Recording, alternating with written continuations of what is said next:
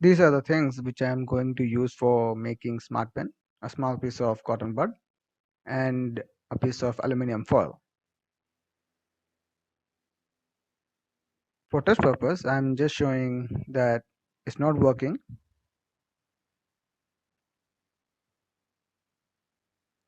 Let's begin to make it. First, we need to wrap it with aluminum foil.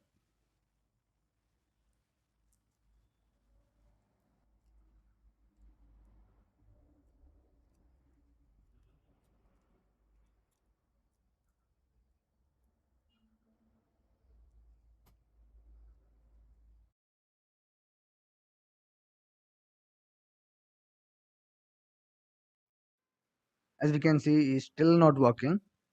So there's something missing. Actually, it's not conductive.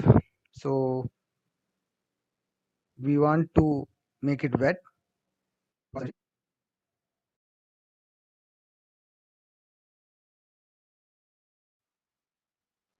Maybe it's not wet properly, so that's why it's not working.